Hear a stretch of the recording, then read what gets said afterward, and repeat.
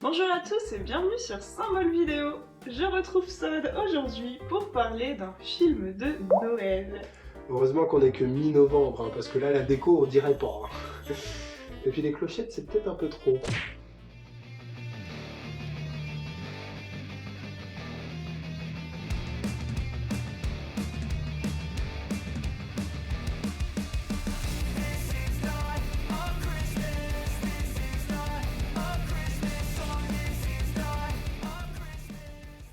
C'est mieux comme ça?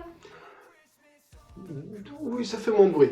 Donc, Noël tombe à pic. Falling for Christmas en anglais. C'est ça, ce qu'on peut dire c'est qu'un film de Noël doit soit faire du très bon classique, soit se réinventer. Et malheureusement il essaye un petit peu de se réinventer et ça ne marche pas très bien. Par contre, quand il veut nous faire du classique, on est dans du très très bon. Mais il y a deux trois petits problèmes quand même. On en parle tout de suite? C'est parti. Quel est donc le pitch de ce super film de Noël?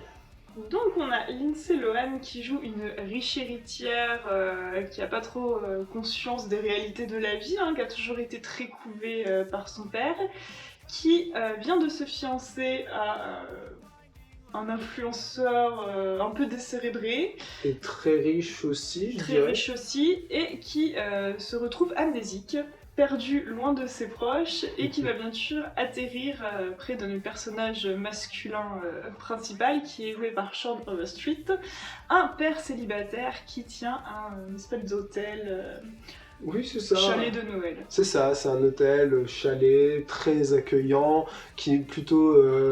Enfin, vraiment, on est sur de la communauté, etc. Oui, le Ce qui- truc mignon, Voilà. le mec proche du village, tout ça. De toute Enfin, façon, il on respecte... est vraiment sur des codes du film de C'est ça. Noël. L'histoire est vraiment bien en place. Hein. C'est ça, exactement. Et à côté de ça, on a une prise de risque, c'est on va avoir des personnages qui sont extrêmement stéréotypés, peut-être trop. Moi, j'ai vraiment soufflé du nez sur la première grosse demi-heure parce que ça en faisait trop. Vraiment, on veut montrer que la riche héritière de la famille qui ne sait rien faire toute seule, elle sait même pas cuisiner, par exemple. Non, oui, effectivement, mais moi ça m'a pas vraiment gêné parce que c'est vraiment le principe du film de Noël qui va faire évoluer le personnage.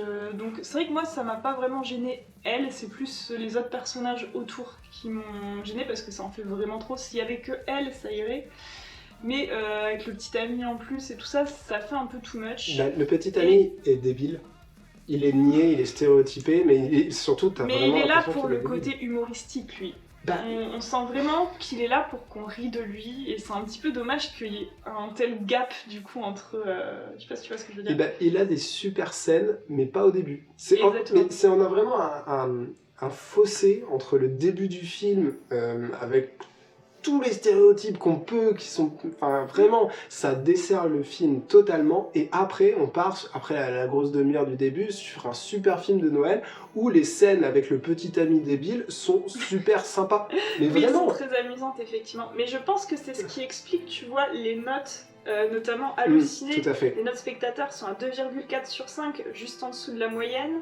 Les métacritiques, la note Metascore, elle est à 37 sur 100. Ouais.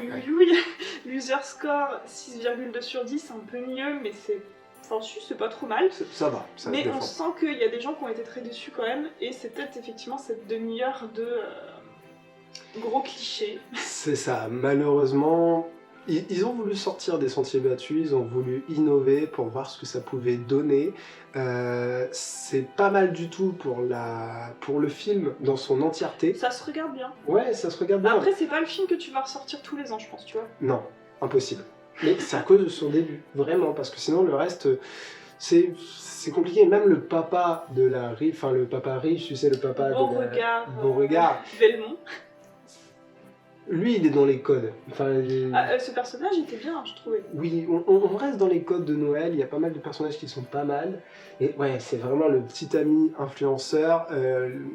L'actrice principale, Lindsay Lohan, malheureusement, je trouve que c'est trop dans le cliché.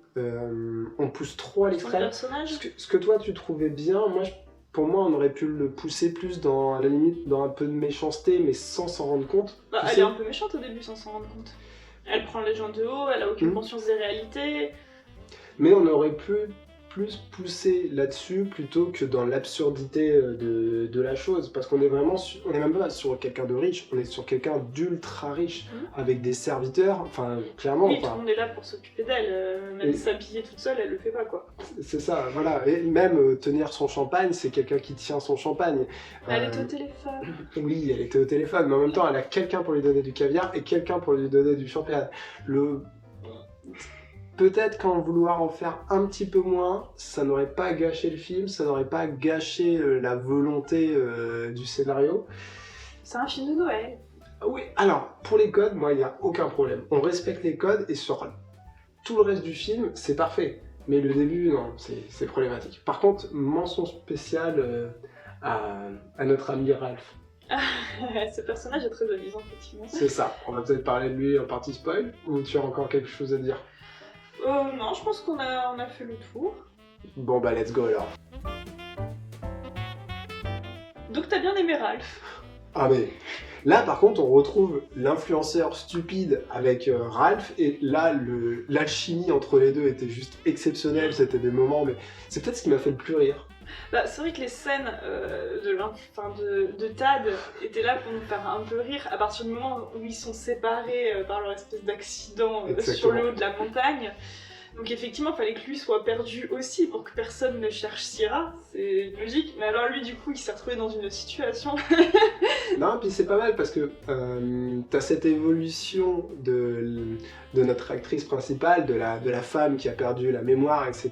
Et ça, c'est une évolution qui est classique dans le film de Noël parce qu'il se passe toujours une trame principale avec je dis une évolution, mais c'est même plus grand que ça. C'est un périple, c'est vraiment, on va se... T'as toujours, en général, le film de Noël, c'est vraiment les personnages qui sont sortis de leur situation normale et qui vont prendre à un moment conscience des choses et qui vont changer leur vie à partir de là.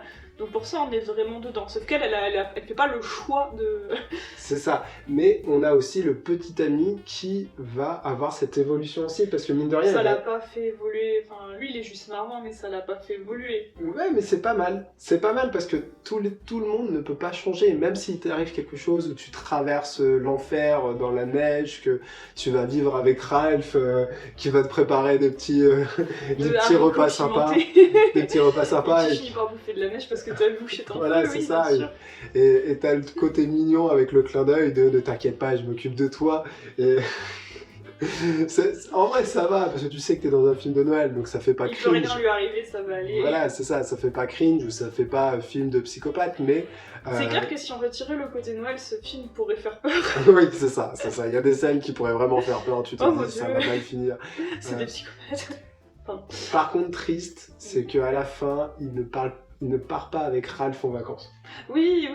Et juste pour ça, le gars de l'hôtel, c'est triste. Ma note personnelle ne sera pas une bonne note parce que Ralph ne part pas avec le petit ami débile à la fin. Et ça, je suis vraiment très très triste. Ils doivent faire des vidéos de survie, ça va être sympa. J'aurais bien aimé, tu vois, après le générique, voir une de leurs vidéos de survie, tu vois, ça aurait été drôle pour pousser le truc. Carrément. Non, sinon l'histoire en elle-même est... Si on sort l'héritière qui perd la mémoire, etc., le film est assez classique, marche plutôt bien. On a les scènes de tension à la fin où il faut quand même aller chercher la demoiselle qui va partir et va prendre son vol à une destination inconnue. Donc il y a toujours ce côté-là où il va partir en traîneau. Le côté romantique. Voilà, c'est ça. Oh mon dieu, les routes sont bloquées, faut y aller en traîneau. Oh tiens, un traîneau justement, que fait-il là? Et puis la feuille de Guy, tiens, c'est bizarre.